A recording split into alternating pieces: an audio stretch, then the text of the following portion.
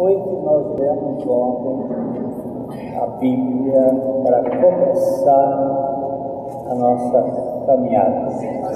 Oséias 3. O que o profeta Oséias disse? Nós estamos a fazer agora a recapitulação, porque nós não vamos para frente enquanto não fizermos isso. Vai lá de novo. Pegue a mulher adúltera, amante do seu amiga, amada do seu amante, assim como eu amo o povo de Israel.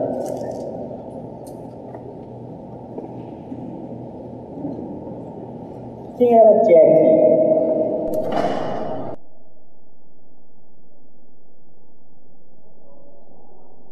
Somos nós. Mas quem era Jack naquela história? Uma viciada, uma prostituta, hein? Dependente química, dependente abusada. E o que Dom fez com Jack? Amor. Aceitou. E o que aconteceu com Jack?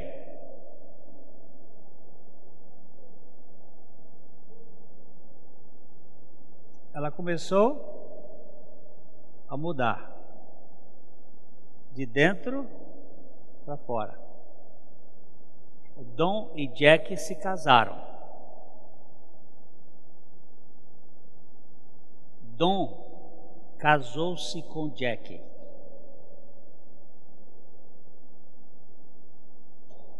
Não foi Jack que casou-se com Dom. O profeta Oséias diz assim: e desposar-te-ei comigo em fidelidade, e conhecerás o Senhor. Oséias, capítulo 2, 20. Eu queria que vocês me ajudassem nesse texto aqui. Quem é que é professor de português aqui?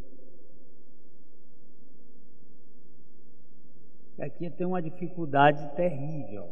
Olha só. Desposar-te-ei comigo em fidelidade e conhecerás ao Senhor. Eu escrevi para a Academia Brasileira de Letras. Mandei um pedido para os imortais, para eles me decifrarem essa conjugação verbal. Recebi uma resposta. É impossível o que está acontecendo aqui. Desposar-te-ei comigo. Eu desposar-me-ei contigo é uma coisa que se pode conjugar. Desposar-me-ei contigo. Mas desposar-te-ei comigo não é possível. Eu fazer com que aquela que não gosta de mim acabe gostando de mim e que se case comigo por causa da minha fidelidade, não por causa da fidelidade dela. Desposar-me-ei contigo é uma proposta que eu disse para Carmita, minha esposa. Eu quero me casar contigo, minha querida. Agora eu dizer para ela, desposar-te-ei comigo, é impossível. Porque eu não posso fazer com que o outro queira casar comigo.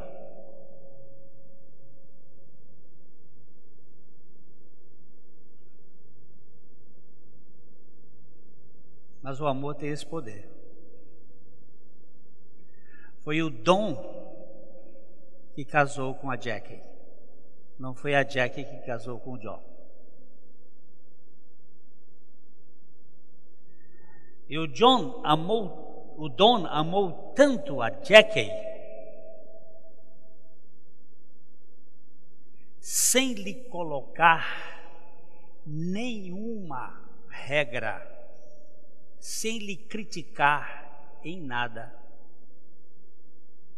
sem lhe exigir nenhuma reciprocidade, que ela acabou sendo, a palavra é convencida. É a palavra do Espírito Santo. Ele nos convence. Vence com.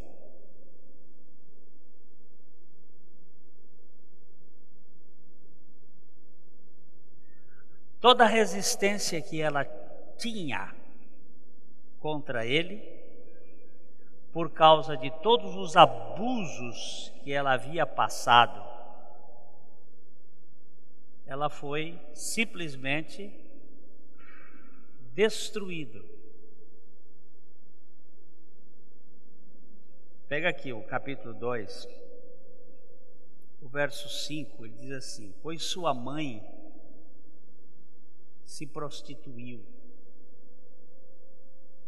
Aquela que os concebeu ouve-se torpemente, porque diz: irei atrás de meus amantes, que me dão o meu pão e a minha água, a minha lã, o meu linho, o meu óleo e as minhas bebidas.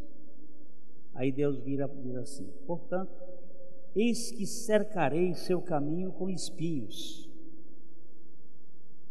e levantarei um muro contra ela, para que ela não ache as suas veredas.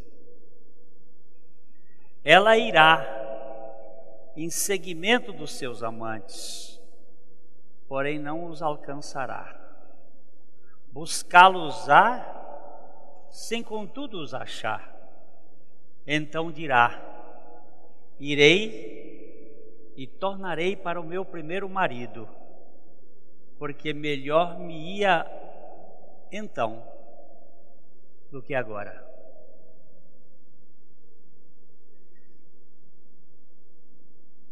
Vocês conhecem a história do pai que tinha 2 filhos? E normalmente se diz que aquela parábola é a parábola do filho pródigo, não tem nada a ver com o filho pródigo. Aquela parábola é de um pai. E ele tinha 2 filhos. Um filho, o mais velho, era um legalista. E essa parábola foi contada porque Jesus ia, agora eu vou ter que fazer uma contemporaneização desse texto. Ele ia para os happy hours no final da tarde. Eu vou escandalizar algumas pessoas aqui. Tomar cerveja com Delúbio Soares, com Marcos Valério, com essa turma do PT.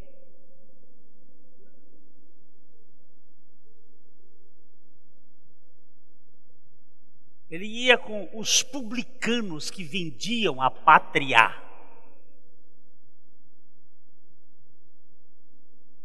Ele comia e bebia com eles. Nunca foi dito na Bíblia que beber era beber água.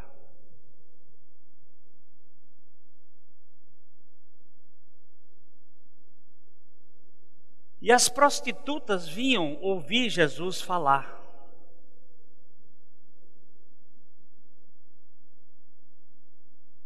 Porque onde Jesus entra, os pecadores podem entrar.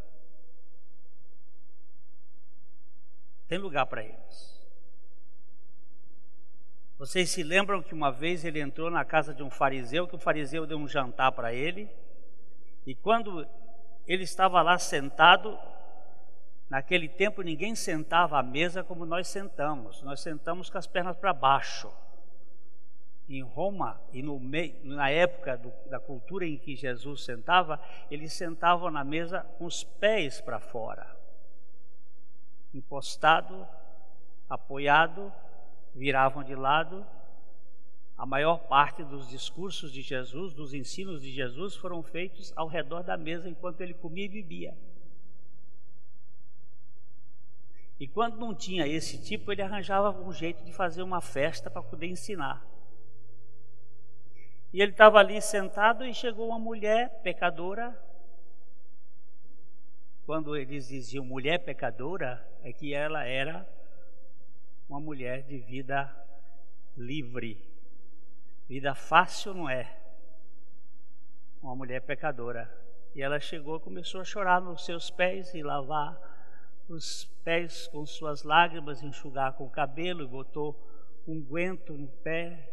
E o fariseu que convidou, ficou dizendo, ele não sabe quem é essa mulher. Se ele soubesse, ele não deixava ela tocar nele.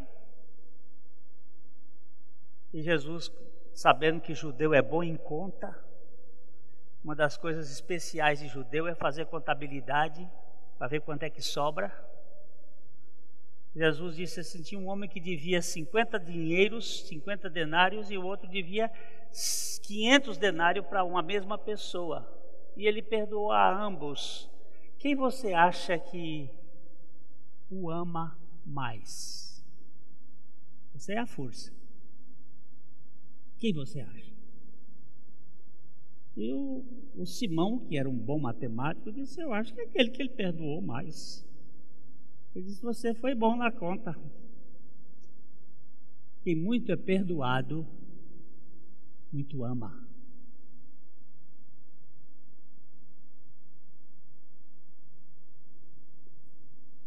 Quando eu cheguei aqui na tua casa,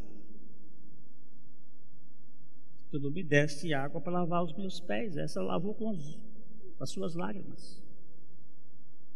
Tu não me osculaste como é costume entre um judeu e outro de se beijar. Ela não parou de beijar meus pés. Você não me passou uma brilhantina glostora? Vocês nem sabem o que é isso, né? Só nós mais velhos. Você não me deu um unguento para o cabelo? Essa colocou um nardo especial. Irmão, você não sabe que amor é fruto do perdão? Enquanto você não for perdoado e não entender o quanto Deus te perdoou, você não sabe nada de perdão. Você sabe de legalismo. Então aquela história, aquela parábola foi contada por causa disso. Jesus tinha comido com os pecadores, com os publicanos, estavam os judeus legalistas, os fariseus, enfiando a ripa.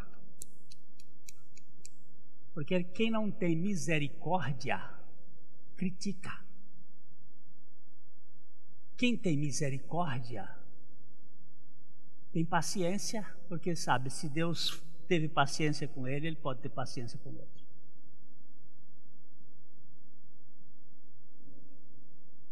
Aí Jesus contou a história e ele começa com 1%, 10% e 100% de perdidos. Ele pegou um agricultor, um pecuarista que tinha 100 ovelhas e uma perdeu, 1%. Ele foi achar, procurou até achar e voltou com ela nas costas e fez uma festa, porque uma ovelha tinha sido achada. Das 100% que haviam se perdido, uma foi achada. E ele faz uma festança. Aí depois ele pega e vai para 10%. Uma mulher tem 10 moedas, 10 dracmas. Podia ter sido um dote de casamento. Ela perdeu uma. Ela acendeu a luz, porque na terra de Israel, naquele tempo, não havia janela nas casas. ela acendeu a luz e varreu até achar a dracma. E quando ela achou a dracma, ela chamou as vizinhas e fez uma festa. Por causa de uma moeda que achou. E daqui a pouco ele vai contar uma história de um pai que tinha 2 filhos perdidos. Hein? É Lucas capítulo 15, verso 11, que é o assunto que está sendo descrito aqui. Os 2 filhos estavam perdidos.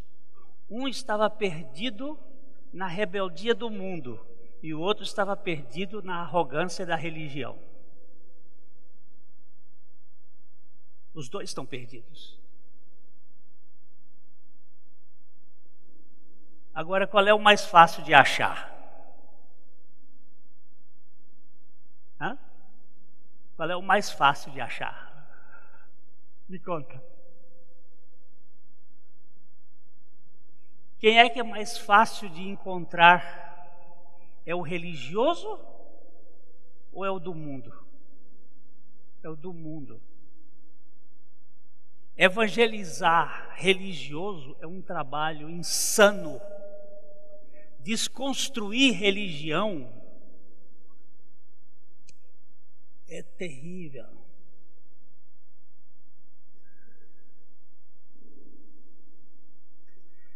Desconstruir o mérito, a meritocracia, o governo do mérito, é terrível,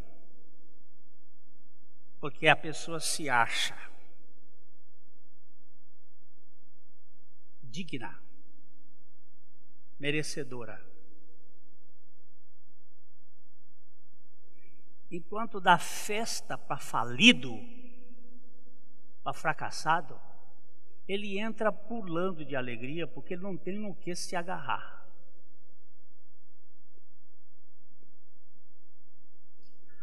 A pior desgraça que já foi feita neste mundo foi a religião. O que é religião? Gênesis capítulo 3, versículo 7.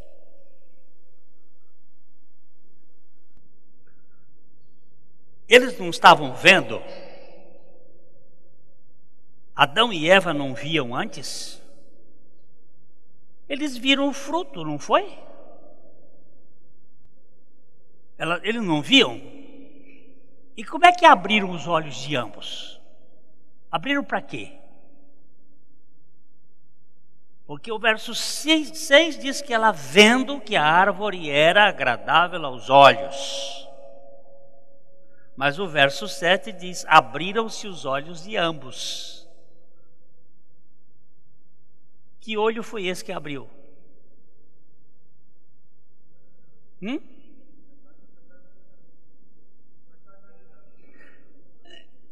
Nem é bem da carnalidade, não. É para se perceber. No capítulo 2, no verso 25, diz que ambos estavam nus e não se envergonhavam. Deus não criou o homem com roupa. O jardim era do Éden. Éden significa prazer. Naquele jardim não tinha nem frio e nem calor. O César me disse que aqui estava fazendo muito calor. E eu só trouxe roupa de calor. Mas felizmente, na hora que estava saindo, minha mulher, que é viva, virou e disse: leva um casaquinho. É o meu ajudante de pedreiro ali, né? E eu peguei o casaquinho. No Éden não tinha essas mudanças de temperatura. Isso só veio acontecer, segundo a Bíblia, depois do dilúvio, quando o eixo da terra mudou. E a terra que rodava em redor do seu eixo, em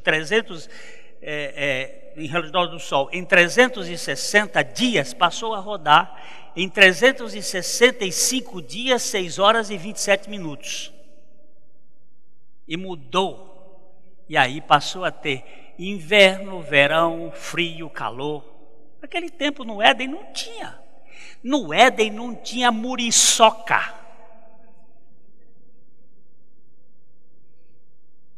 Não tinha bicho para morder, não tinha veneno, não tinha morte. Se não tinha morte, não tinha nada que matasse. Isso proveio depois do pecado. Houve uma transformação chamada de cataclisma universal do pecado. Mas naquele momento era tudo muito bom, um casalzinho peladinho, não tinha nada, não tinha vergonha, não tinha maldade, não tinha nada, não tinha pecado. Mas na hora que eles pecaram, que pecar significa não crer.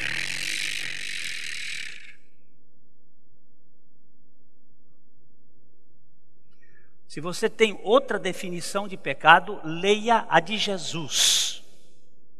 Porque Jesus, que é Deus, que é o Javé Elohim que criou o homem, ele disse que pecado é o seguinte: quando o Espírito Santo viesse, convenceria o mundo do pecado, da justiça e do juízo. E disse o que é pecado? Do pecado, porque não creem em mim. Se você crê em Deus, isso ainda não é pecado.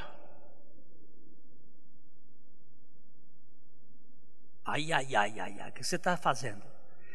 A Bíblia diz assim: crês tu que há um só Deus? Faz o bem. Mas não se esqueça que você é apenas irmão dos demônios na fé. Os demônios também creem e tremem. Agora, pergunta se um demônio crê em Jesus.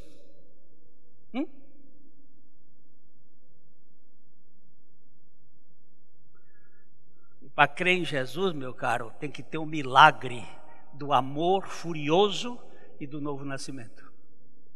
É um milagre. Então o casalzinho estava peladinho, tranquilo, sem problema de frio e calor. De repente abriram-se os olhos de ambos e, percebendo que estavam nus, prestem atenção no verso 7 que diz aí, Gênesis: cozeram folhas de figueiras para si e fizeram tangas. Para quê? O que são as tangas? O que são aqueles aventais? Me conta. Me conta. Vamos lá. Desembucha. O que são aqueles aventais? O primeiro modelito da religião é o homem querendo se tornar digno diante do Criador. Porque entre o casal não podia ser o problema, porque eles estavam... O problema agora é diante de Deus. Ele vem atrás de nós e nós precisamos nos tornar dignos. E a única coisa que temos aqui é folha de figueira. Então vamos costurar o primeiro ofício pós-pecado foi alfaiate, ou costureiro, ou aqueles que fazem roupa e taparam, e só taparam a parte sexual. No livrinho que está aí na casca da banana, nós vamos analisar um pouquinho esse assunto da vergonha, do pecado dos pecados. Não tem nada a ver com sexo, não tem nada a ver com tamus, com o pênis, o falo, que é no mundo todo adorado. Desde o centro da Praça do Vaticano, a Champs-Élysées na França, em todas as grandes cidades do mundo, mas o maior de todos está no centro de Washington. Aquilo é o símbolo do falo, do Tammuz, da revolução de Nimrod, que é a revolução humanista do iluminismo, da centralidade no homem. Taparam lá a tanguinha deles, fizeram para si. Guarde bem isto aqui. Quando o homem faz alguma coisa, quando você e eu fazemos, é religião. Quando Deus faz, é evangelho. Religião é o homem fazendo. Evangelho é Deus fazendo. Veja agora no capítulo 3, verso 21 de Gênesis. Fez o Senhor Deus vestimenta de peles para Adão e sua mulher e os vestiu. Olha, na religião, os dois fizeram aventais de folhas de figueira.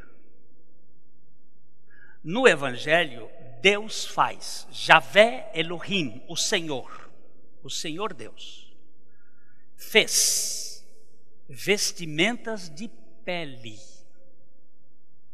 e os vestiu. E aí você tem a graça. Graça é Deus dando e fazendo tudo a quem nada merece, nem tem condições de merecer. Porque algumas pessoas dizem assim: até eu crer em Jesus eu não merecia, mas daqui para frente eu mereço. Vai para o inferno você e sua turma toda.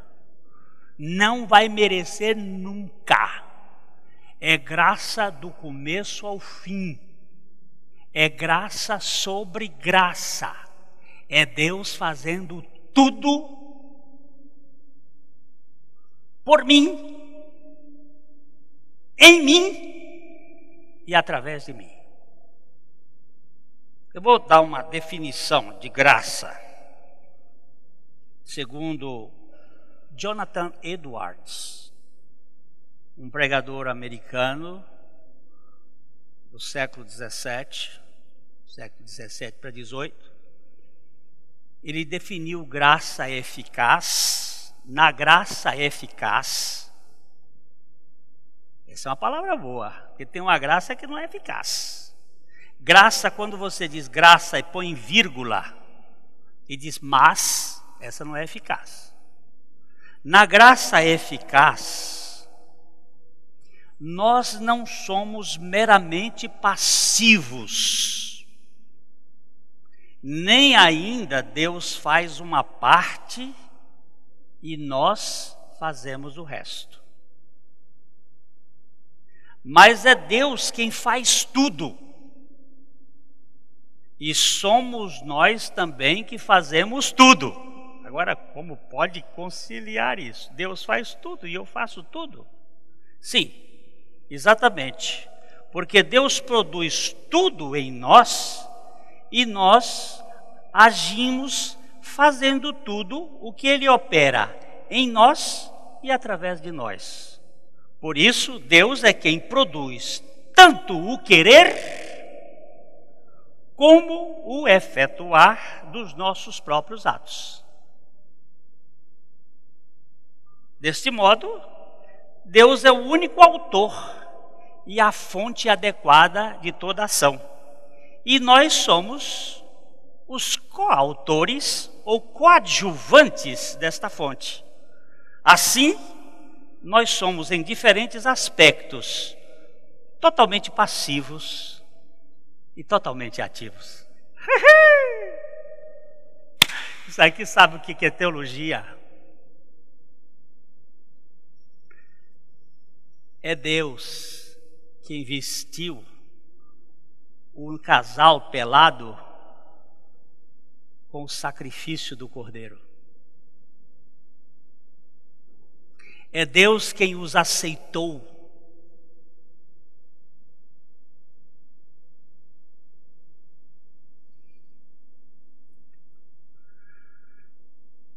Eu não posso ser aceito pelos meus méritos, que eu vou ficar muito orgulhoso. Se eu for aceito pelos meus méritos, eu vou querer aplausos. E se eu for rejeitado pelos meus defeitos, eu vou ficar deprimido. Por isso mesmo, Cristo me aceitou pelos seus méritos e não me rejeita pelos meus defeitos, porque neste caso a graça seria condicional. Dá para entender ou não? É mais fácil ou é mais difícil? Na graça é mais fácil ou é mais difícil? Olha, é tão difícil que você não consegue crer nisso. Só um milagre. É mais fácil ser religioso, porque o religioso tem mérito e ele sabe que está fazendo. Mas quando Deus faz, a gente não faz nada. Faz o que Deus vai fazer em você. Mas você não faz. Por isso que ele disse, em dois aspectos, eu sou totalmente passivo e totalmente ativo. Sou totalmente passivo porque Deus faz tudo. E sou totalmente ativo porque Ele faz me fazer aquilo que Ele quer que eu faça.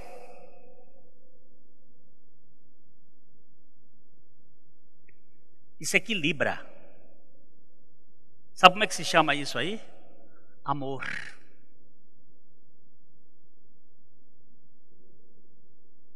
Amor. Aqueles dois filhos perdidos, um no mundo, arrogante, dá minha parte da herança, eu vou lá me embora. Aí, chega no fim, eu vou dizer uma coisa para vocês aqui. Não tente proteger as pessoas da queda. Deixa eles caírem.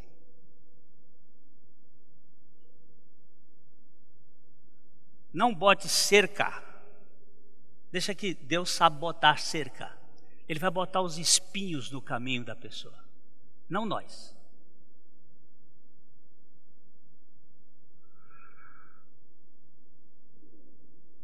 Quando nós protegemos as pessoas para não deixá-los cair, os nossos filhos, por exemplo, deixa cair. Quer ir para a droga? Deixa ir.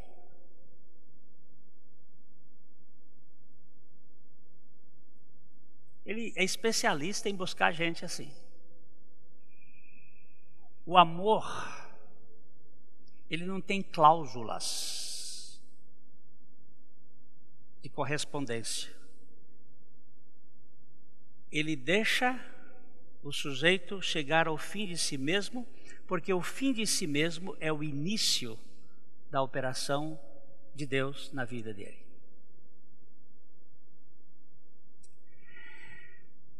Deus levou 45 anos desconstruindo Abraão. Abraão foi pinçado do meio religioso mais radical que existe na face da terra. Um semita babilônico, autossuficiente. E Deus então diz para ele: sai da tua terra, sai da tua parentela, vai para um lugar que eu vou te mostrar. Abraão saiu, mas levou o pai e o sobrinho. Ele obedeceu parcialmente. Aí ele teve que ficar numa quarentena de Ur para Harã, até Terá morrer. Quando Terá morreu, Deus disse: sai. E ele saiu, mas levou o sobrinho. Esse sobrinho é a causa de um problema que continua até os dias de hoje na guerra contra os palestinos. Moabe e Amon.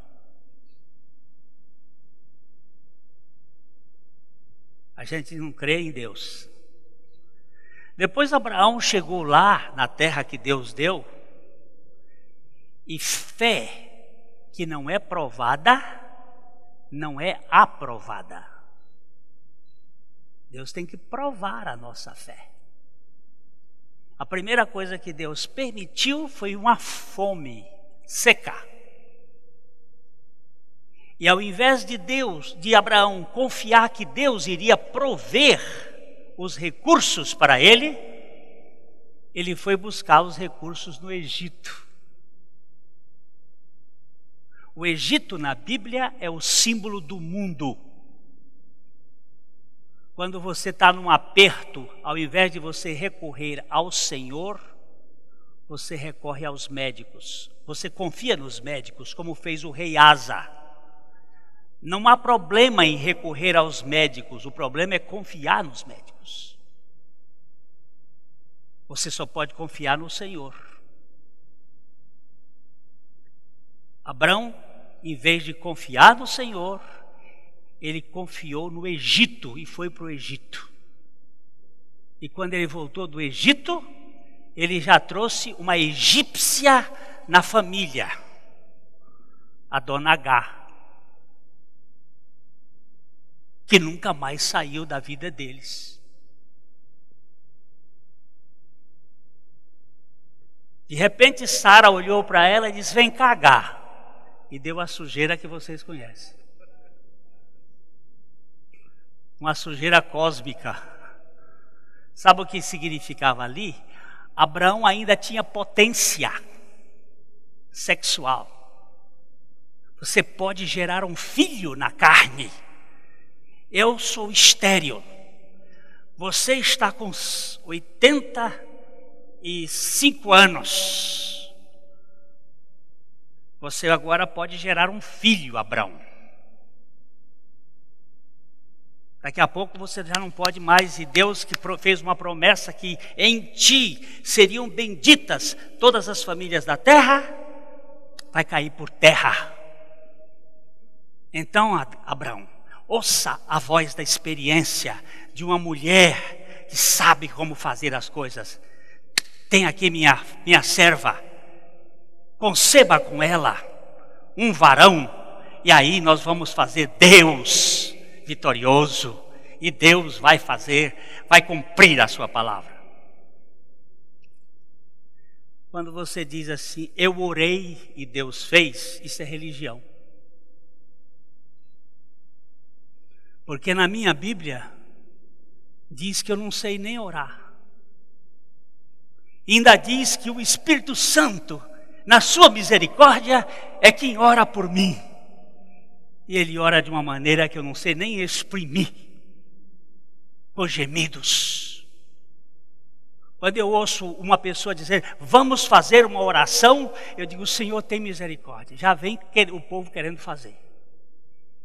Até oração é fazer oração.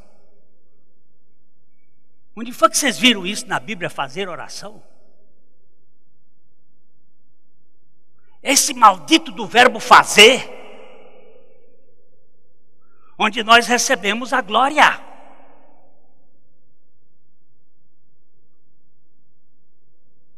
E tem uma turma que diz assim, eu oro tanto.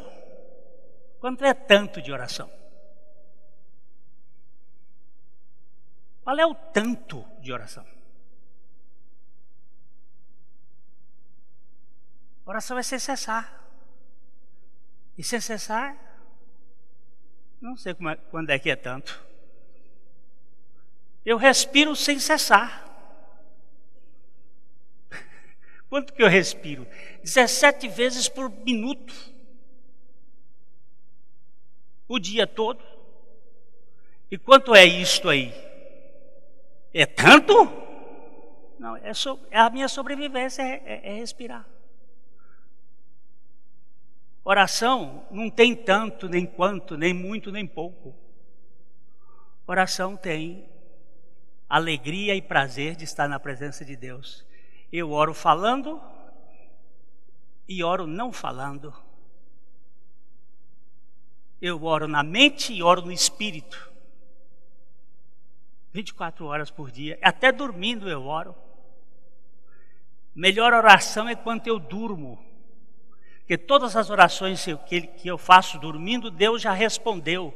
Porque Ele diz que Ele nos dá enquanto dormimos. Quando eu entro no descanso. Mas quem diz que eu creio na graça? Quem diz que eu relaxo?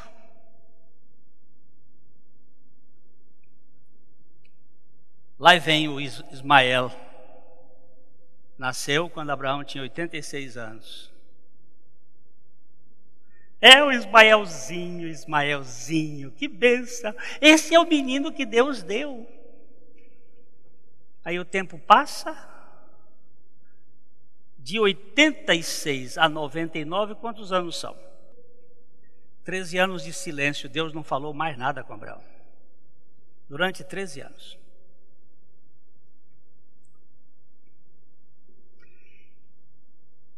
Esses 13 anos estão contidos entre o último versículo do capítulo 16 e o primeiro versículo do capítulo 17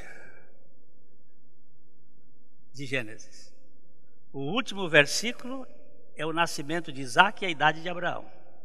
E o primeiro versículo do 17 é: apareceu El Shaddai, o Senhor Todo-Poderoso, a Abraão, e disse: anda comigo, e eu vou fazer você perfeito. Eu não te chamei para fazer filho na carne. Eu te chamei para você andar comigo. E aí, esse período são 25 anos de desconstrução, mas tem mais 20 anos para frente. São 40 anos que Deus vai desconstruir Abraão, para poder Abraão viver totalmente pela fé com Isaac e Jacó. Abraão teve Isaac quando tinha 100 anos, Isaac teve Jacó quando tinha 60 anos, e quando Abraão morreu aos 175 anos, Jacó tinha 15 anos. E a Bíblia em Hebreus vai dizer que a plenitude do andar pela fé foi com Isaac e Jacó.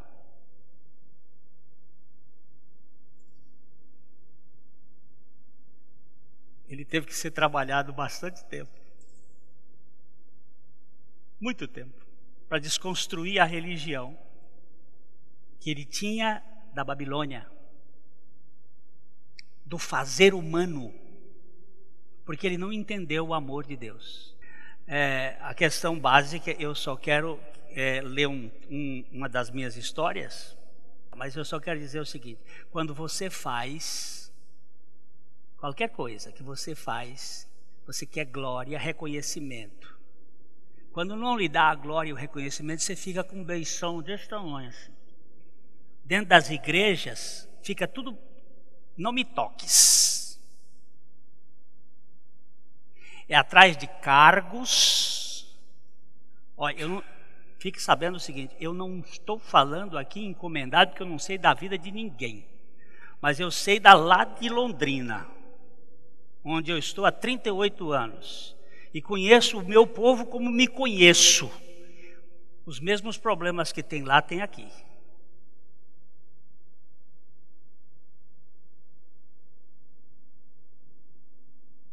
Porque onde tiver gente, vai ter problema. E o bicho é do mesmo jeito em tudo quanto é lugar. Por isso que Deus não tem esperança para a gente. Se não morrer, pode ficar dentro da igreja com Bíblia na mão, com tudo na mão, com não sei o quê, e indo para o inferno. Porque quem está governando é o ego. E eu estava falando sobre salvar gente boa, é mais difícil. Veja bem essa historinha aqui. Em uma grande e próspera igreja, era costume convidar 3 outras igrejas missionárias co-irmãs, isso como hoje está sendo feito aqui, para um primeiro domingo do ano realizar juntos um culto comunitário. Alguns exemplos de conversão nessas congregações eram do tipo fora de série: ladrões, assaltantes, prostitutas, criminosos. Agora todos ajoelhados lado a lado, participando da ceia do Senhor. Em certa ocasião, o pastor daquela igreja presenciou um assaltante já convertido, ajoelhado ao lado de um juiz da Suprema Corte. Quem sabe um Joaquim? O presidente da Suprema Corte do Paraguai, o irmão Vitor Núñez, é um filho de Deus maravilhoso, no meio de 32 cobras. Ele vive ali como um testemunho de Daniel na Babilônia. Eu tenho tido o privilégio de estar com ele, é de estarrecer o coração de alegria. Ele derrete-se. Em certa ocasião, então, o pastor percebeu isto, que o juiz da Suprema Corte, justamente o juiz que havia sentenciado à prisão aquele assaltante por 7 anos.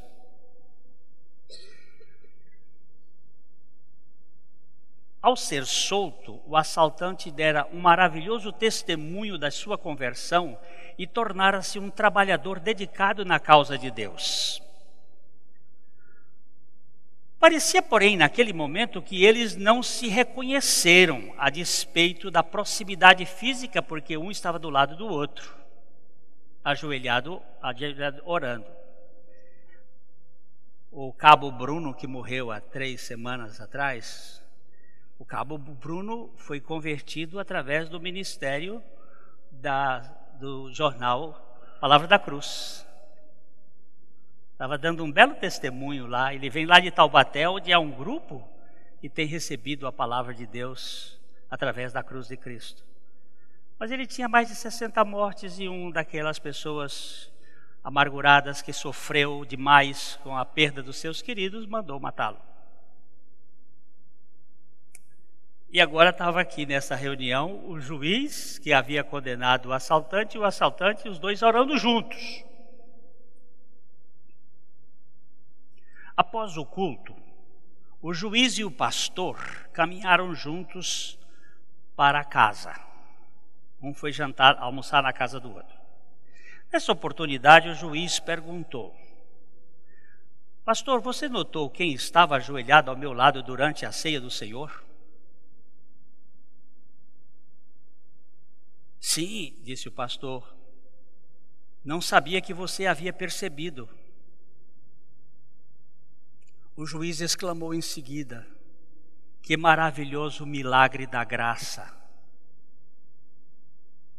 Com certeza, um maravilhoso milagre da graça, replicou o pastor.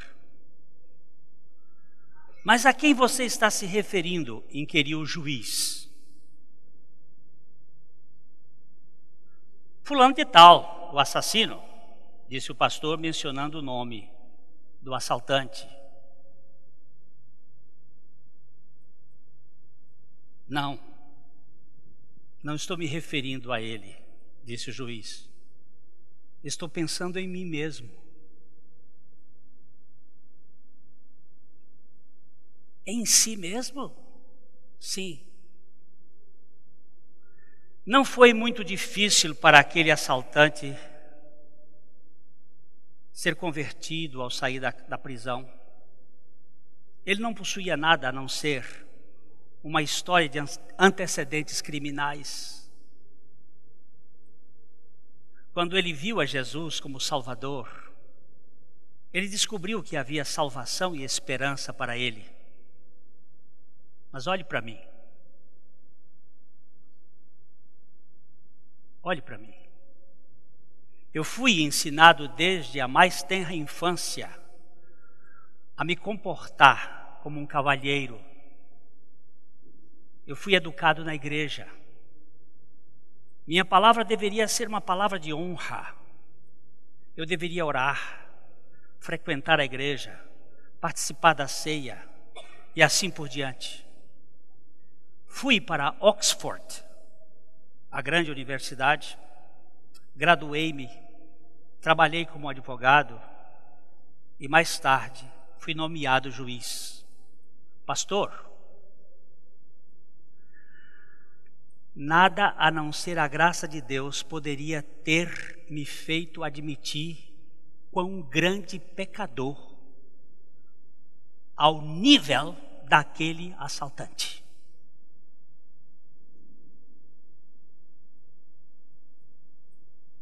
Você não concorda que foi mais difícil para mim me humilhar do que para aquele assaltante?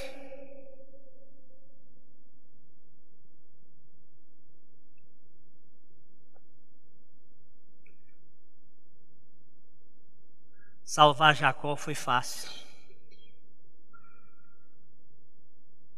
Esaú nunca encontrou arrependimento.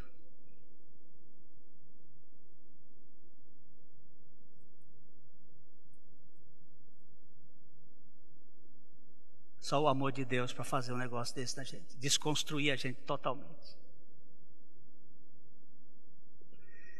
Eu termino dizendo o seguinte: olha, o vereador chegou lá em Londrina, no meu gabinete, com o assessor dele, e disse: Pastor Glênio, o senhor está há 34 anos, 33 anos aqui em Londrina, o senhor é um homem. Aí começou a fazer. Eu olhei para ele: de que você está falando? Do senhor. De mim. Você me conhece?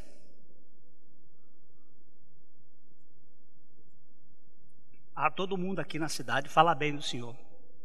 Eles me conhecem.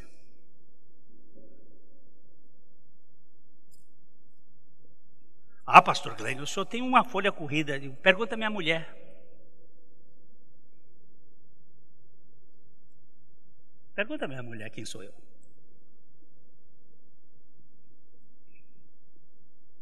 Se ela tiver num dia de honestidade, ela vai contar. E se ela contar, você vai ver quem é. Porque tem um dia que elas botam a mão na cabeça da gente e ameniza, porque elas são muito graciosas. Aí ele disse: mas pastor, eu vim aqui porque eu fiz uma lei. Muito bem, o que essa lei diz? E eu vou lhe dar um título de cidadão honorário de Londrina.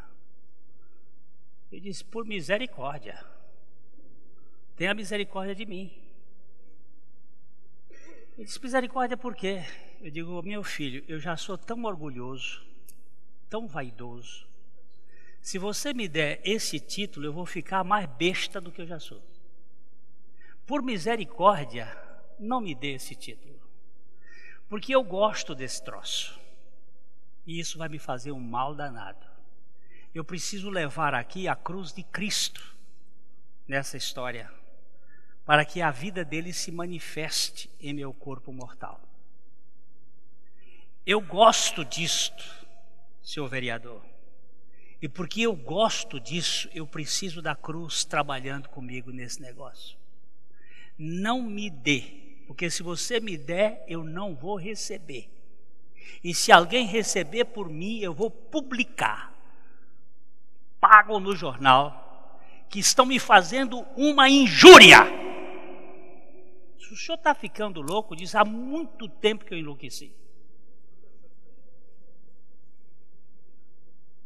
Todo mundo quer um título honorário. Eu digo: eu não quero, não é porque eu não quero porque ele vai me prejudicar. E eu já tenho um título não honorário, eu tenho um título vitalício. Eu tenho um título da Nova Jerusalém Celestial que Deus me deu segundo a sua graça.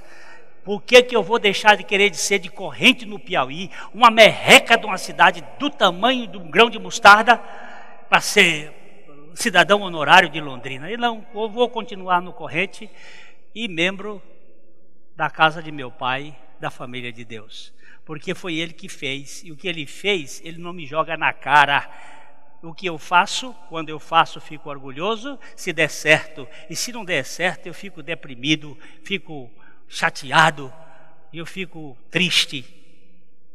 E nós vamos falar mais dos dois irmãos que não conseguiram. Um conseguiu ir para a festa e o outro ficou do lado de fora. E quem ficou do lado de fora foi o bicudo do religioso que não sabe celebrar o que é graça de Deus. E até, acho que é de noite, né? De noite a gente continua, porque o assunto não acaba. E a festa de Deus é boa, porque não tem convidado especial. Vem mesmo rabutalha. Vem aquele que não presta. Só para lembrar vocês o seguinte, eu fui convidado para ser membro do Rotary Club, do Lions Club e da maçonaria. E a pessoa que veio me convidar para a maçonaria disse que eu era muito nobre. Eu disse, então eu vou lhe repetir a frase de Max Groucho. Quando convidaram Max Groucho para fazer parte da maçonaria, ele disse, essa organização não deve prestar. Porque se prestasse, não me convidaria.